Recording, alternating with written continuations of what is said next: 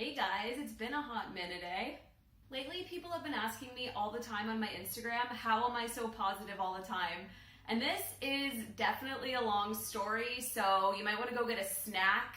But I'm just going to give you the whole background, the whole story of how I became the person that I am today, which I like to think is a very happy and positive person.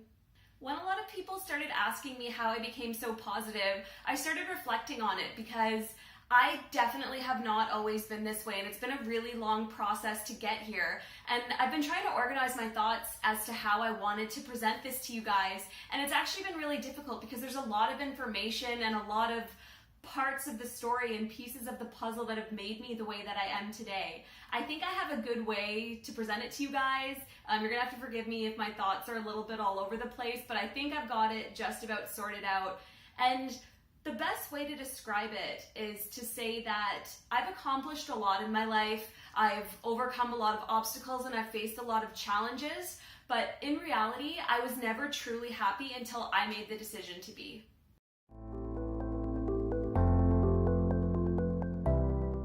So where this story is going to begin is when I went to university. I had a happy childhood in high school. I think it was fine. I mean, I was overweight in high school, but it didn't bother me very much. I was just really focused on getting into university, and I worked really hard in school, and I was decently happy.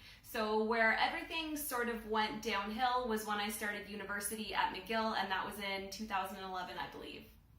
I started off my first semester at McGill with a really positive attitude, I think. I went in with the idea that I was a really hard worker, so I was gonna have, I knew that an engineering degree was gonna be a lot of work, but I thought that I had the work ethic and the ability to succeed in that degree, which ultimately I did, but there was a lot of challenges that I faced throughout those years.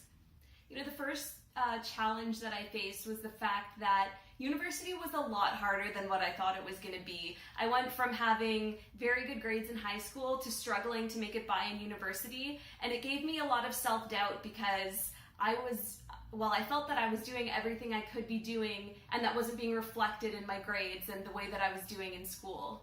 In addition to struggling with my schoolwork, I'm sure you guys have heard about the freshman 15, which is, when people go to university or college, they tend to put on a little bit of weight. But for me, the freshman 15 ended up being more like the freshman 45. I just completely let myself go in that first semester. I did not care at all about what I ate. I ate tons of carbs. I remember my lunches would be like a bagel and a muffin and a smoothie from Tim Hortons, and I just made the excuse that because school was so stressful, I didn't have time to take care of my health. And like I said, my weight skyrocketed, and I ended that first semester of university at 245 pounds. And at that point, that was really something that started to bother me. So when I went home over Christmas break, I made the decision that I was going to eat whatever I wanted over Christmas break, one of those last hurrah type things that I'm sure a lot of us are familiar with. And then I said, when I go back to school, when the semester starts, I'm going to, completely change my diet and my lifestyle, and I'm going to lose a whole bunch of weight. Unfortunately, I had no idea what I was doing, and I just cut calories like crazy. I cut carbs out of my diet, but I also didn't add in fats like I do now following the ketogenic diet. I was just eating a highly calorie restricted, low carb, low fat diet, and I lost a lot of weight really quickly. What ended up happening in that second semester of my first year and moving into my second year of university was that I developed binge eating disorder. And I'm not going to get into that whole story because it's pretty long, and I do have another video about it if you want to hear more about that. But I just wanted to sort of bring it up because that was one of the big struggles that I faced, and it is relevant to the story. So as my second year of university progressed, my eating disorder also progressed, and it started to become really horrible. It started to take a huge toll on me emotionally and physically. It made me extremely unhappy, and in addition to that, I was struggling a lot with my course load. If any of you are familiar with an engineering degree, basically they jam about 4.5 to 5 years worth of courses into 4 years, and some people do just fine with that, but for me it was really overwhelming, and I was really, really struggling. In addition to those two things, I actually had this weird medical experience with vertigo in my second year. So I woke up one night in the middle of the night and I was so dizzy that I couldn't even move. If you've ever had the drunk spins, Think about that and multiply it by about 100, and that's how it felt. I had no idea what was happening. I called my mom and I was just on the phone with her asking her what I should do, and I didn't know what was happening, and I was just completely panicking.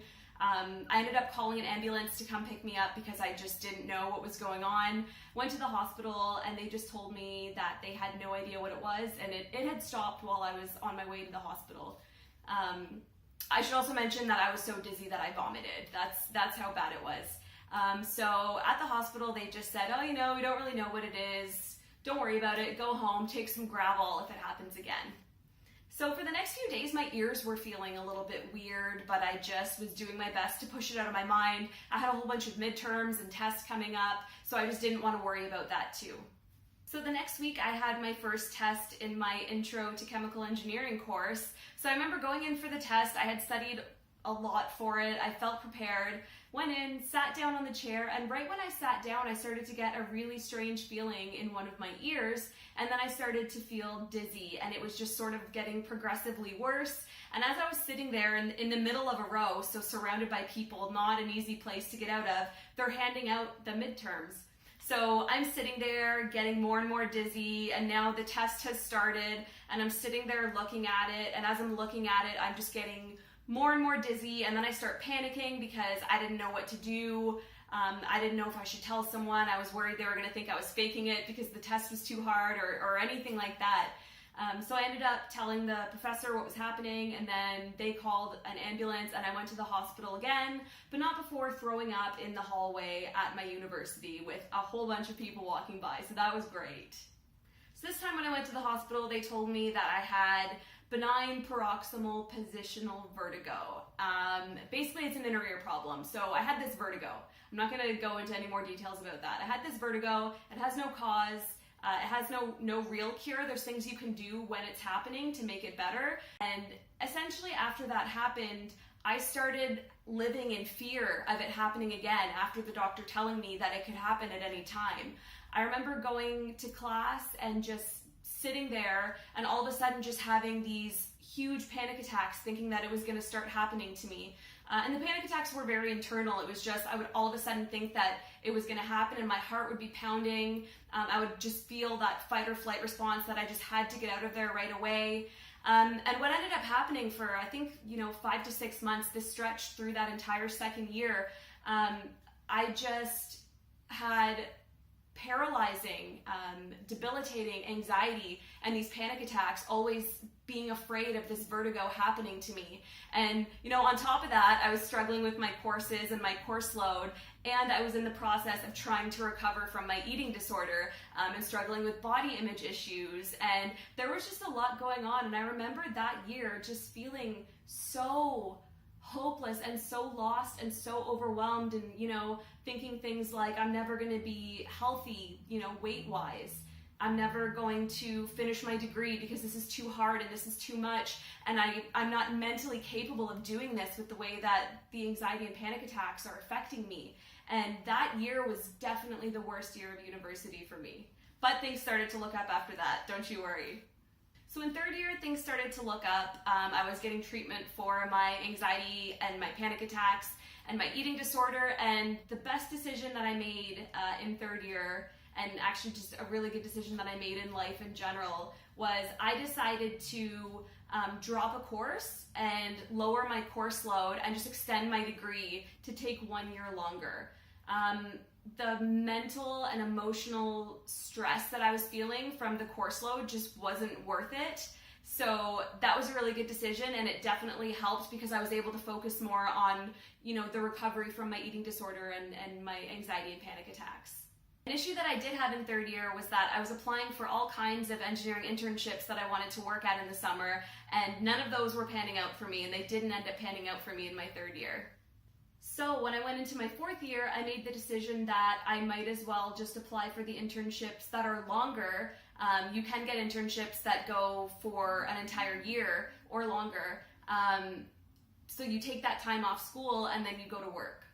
I just thought, it's worth it to take the time to go work and then graduate another year later, because realistically, if you have work experience when you graduate, that's more valuable than graduating a year earlier with no experience. So that was a good decision. And in addition to that, the internships in the summer are much more competitive than the ones during the school year. So in my 4th year, I actually ended up landing what I would consider to be my dream internship, working for a nuclear operator. So going back to my eating disorder, and I mentioned that I was getting treatment for that. So that treatment ended, I think, just in the beginning or in the first semester of my 3rd year. And then what sort of happened between 3rd year into 4th year was that I got stuck in this cycle of feeling like I wasn't able to diet because it would bring back my binge eating tendencies, but I wasn't able to lose the weight that I needed to without dieting. So I just fell into this sort of hopeless cycle of, trying out a new diet, but finding that it was inducing my binging tendencies. So then having to stop and then just giving up and putting the weight back on. So what ended up happening was I just completely gave up on myself, and I put back on all of the weight that I had lost in my initial crash diet that I did in my 1st year. And I just didn't know what to do. I had just completely given up. What I decided was that when I went on my internship, that would be my opportunity to really take control of my health, because it was going to be an entire year of me just working, having no obligations outside of my, 8 to 4 day job, where I could actually focus on myself and my health. And the way that I decided to do that was by joining a CrossFit gym, because I had family members who had done that, who had a lot of success. And I just thought, let's approach this from a fitness standpoint rather than a diet standpoint, because the dieting wasn't working for me at all. So I moved away from my school in Montreal to go do my internship. I started at CrossFit, and that was amazing. I had such a great time at that CrossFit gym, and that's where I was introduced to the ketogenic diet, which a lot of you probably know I've been following for over 2 years now. And that was a big catalyst in my health journey, because I lost 100 pounds eating keto, and it's something that I'm going to be doing for the rest of my life. So here I was working at my dream job, losing weight, feeling the healthiest that I'd ever felt. But something that was really interesting was that I actually then went through the most severe depression of my life. It started in the winter, so I thought that it might just be something seasonal that was going to go away as soon as the awful Canadian winter ended and the sun came back, but it didn't. I went to see a therapist, and it wasn't really that helpful. They wanted to medicate me, but that wasn't something that I was interested in. So then I just started doing some reading about, what can I do to help myself? And I read this book called 10 Days to Self-Esteem, which is by David D. Burns. And that book was essentially the starting point of me changing my entire mindset and what has really made me this person that I am today. But when I initially read the book, I didn't buy into it at all. And it took me a long time to finally, realize that what David D. Burns was saying is actually really true. So I read the book, and I just didn't really buy into it, like I said. And then I finished my internship, went back to school, and the depression continued. I went back to school. I was getting very close to my goal weight at this point. This was now my 5th year of school, my 5th and final year of school. So I was getting close to my goal weight. I was hitting the gym every morning at 6:30, working towards fitness goals. I had a very light course load in my last year, so things were going good, but the depression continued. And what I found was that I tried really hard just to keep myself extremely busy so that I wouldn't think about anything and I wouldn't feel the depression. I just tried to sort of distract myself from it. But that would only work for so long or for some days, because inevitably I would go home and sit there and the depression would just wash right back over me, and it was awful. And I just remember feeling so guilty that I had all of these great things in my life going for me. I had this amazing experience working at my internship. I was losing so much weight, and I was finally so healthy compared to, my entire life of being overweight and unhappy about it. I was, in my last year of university, about to get my engineering degree, and the guilt that I felt was just so hard to deal with, because I felt so bad that I had all of these great things going for me, but I still couldn't be happy and I didn't know why. And then I started to think more about that book. And now I guess I should tell you what the book says. And it's not that long of a book, it's more of a workbook, but at the core, and what I think is the most important part of that book and what has allowed me to change my entire persona is just this really simple fact that the way you think becomes the way you feel. So when we sit around all day and we have negative thoughts about anything, simple things, complicated things, they become the way we feel. And for the most part, people don't even recognize that they're having negative thoughts, and that's the problem, because I didn't recognize that either.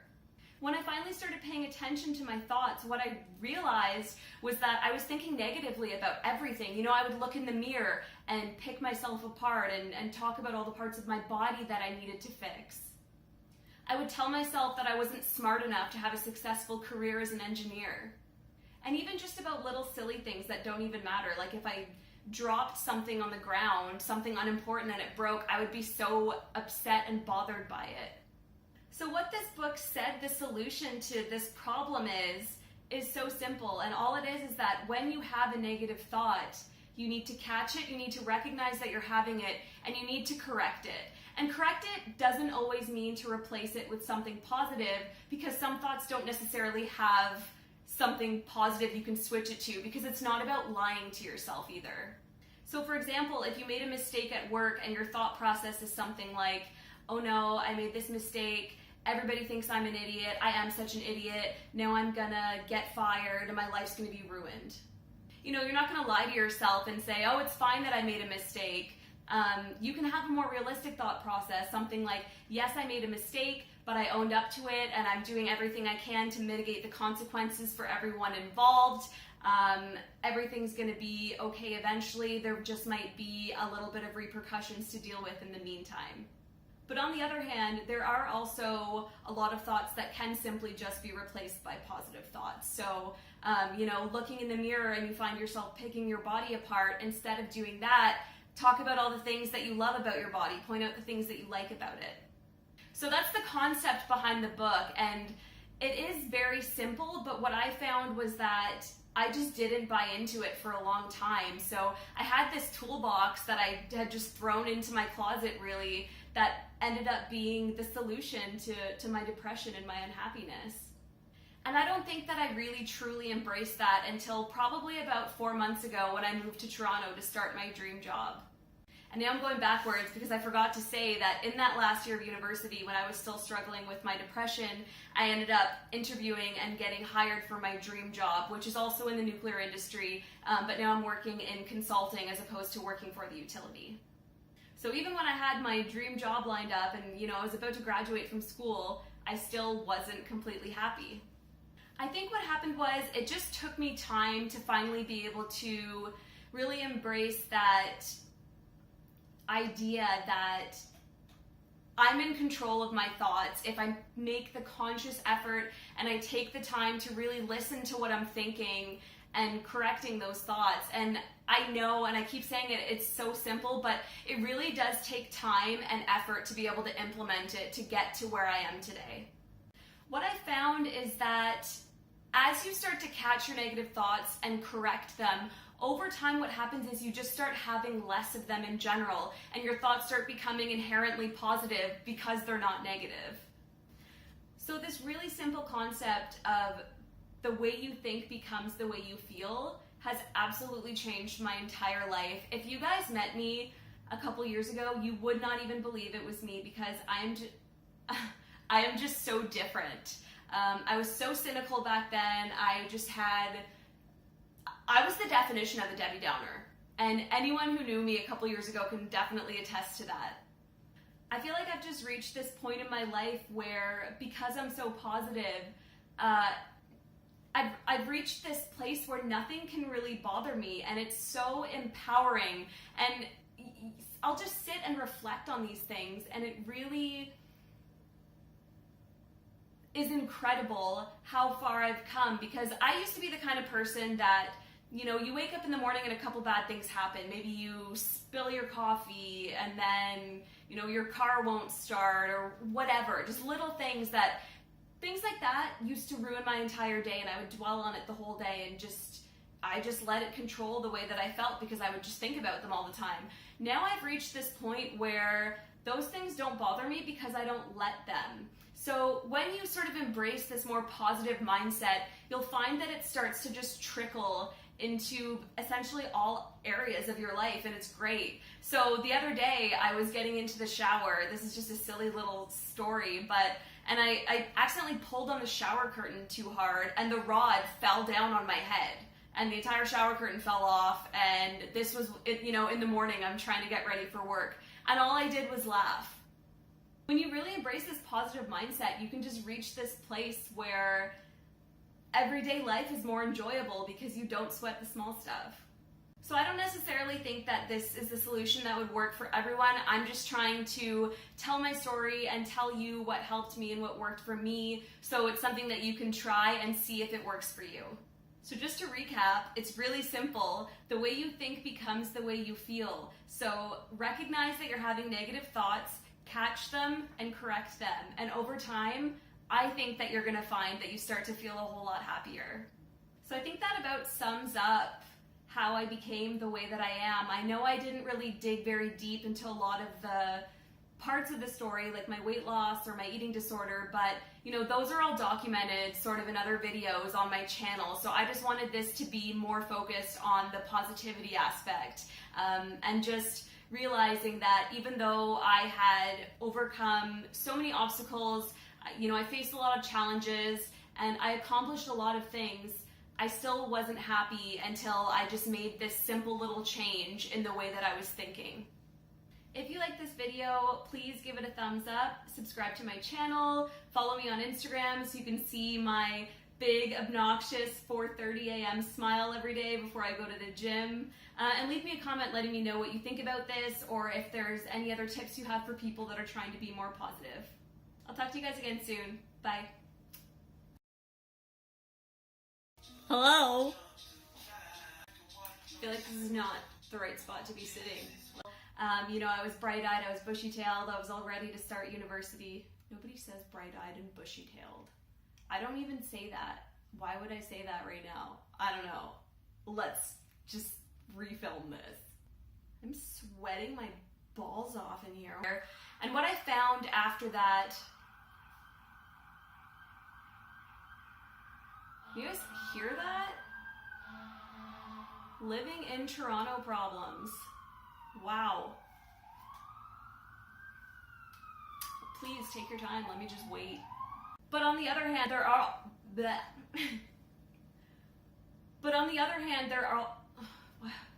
today I'm here to talk about something. No. My neighbor, well, not my neighbor, the person in the building across from me that I can see into their window is sweeping their apartment and they're naked.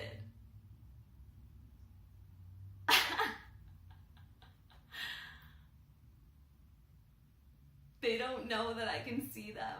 Should I show you? No, I'm not gonna show you guys. I don't think that's allowed on YouTube. I can't look away. Okay, where was I?